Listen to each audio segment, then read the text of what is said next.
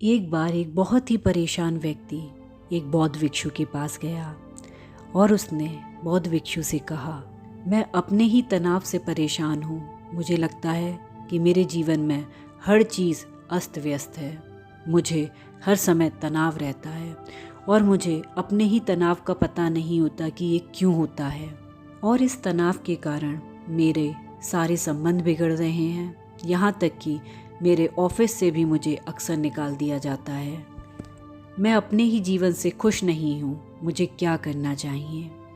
बौद्ध भिक्षु ने उसकी बात ध्यान से सुनी और उसे बताया, तनाव के 7 मुख्य कारण होते हैं। पहला है चिंता, डर का एक स्रोत है। यह अनिर्णय के कारण होती है।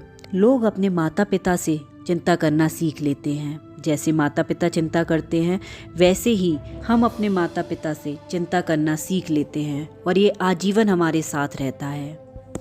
और किसी भी तरह की चिंता आपके प्रतिरक्षण तंत्र को कमज़ोर कर देती है। इसलिए एक बार में एक दिन ही जिएं। ज़्यादातर तनाव भावी चीज़ों के बारे में चिंता करने का नतीजा है जो ज़्यादातर होंगी ही नहीं। पुल को तभी पार करने की कोशिश करें जब उसके पास पहुंच जाएं, उससे पहले नहीं और बार बार नहीं। आप जिस स्थिति के बारे में चिंतित हैं उसे स्पष्टता से लिखें। जब आप समस्या को विस्तार से लिख लेते हैं तो कई बार आपके सामने स्पष्ट रूप से समाधान मिल जाते हैं। दूसरी स्थिति, उस स्थिति के कारण हो सकने वाली सबसे बुरी चीज़ सोच लें। अक्सर आप पाएंगे कि सबसे बुरी संभावित चीज़ें भी ज़्यादा बुरी नहीं हैं। तनाव और नकारात्मक का दूसरा मुख्य कारण है जीवन में किसी स्पष्ट उद्देश्य का ना होना, ऐसा लक्ष्य जिसके प्रति आप समर्पित हों। तीसरा है अपूर्ण कर्म। हम तभी खुश और संतुष्ट महसूस करते हैं जब हम कोई काम पूरा कर लेते हैं। दूसरी ओर जब हम कोई चीज़ अधूरी छोड़ते हैं तो हमें तनाव होता है। चौथा है असफलता का डर। मैं नहीं कर सकता। यह आपकी महत्वाकांक्षाओं को नष्ट कर देता है और आपके संकल्प को कमज़ोर कर देता है। साहसी वह नहीं है जिसे डर नहीं लगता। साहसी वह है जो डर के बावजूद काम करता है।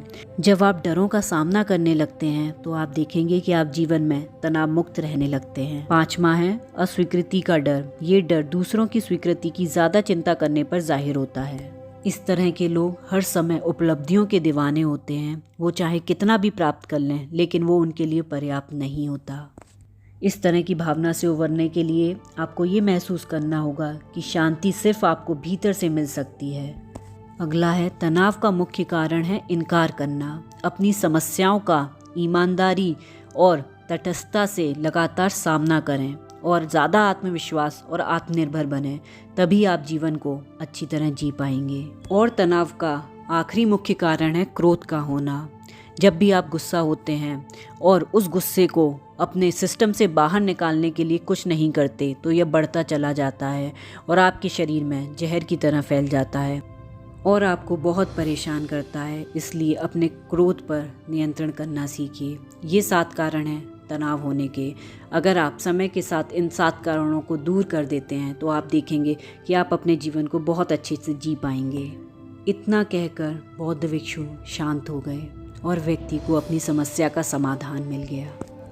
इसी तरह की मोटिवेशनल वीडियो देखने के लिए हमारे चैनल को लाइक करें, शेयर करें और सब्सक्राइब करें। थैंक यू दोस्तों।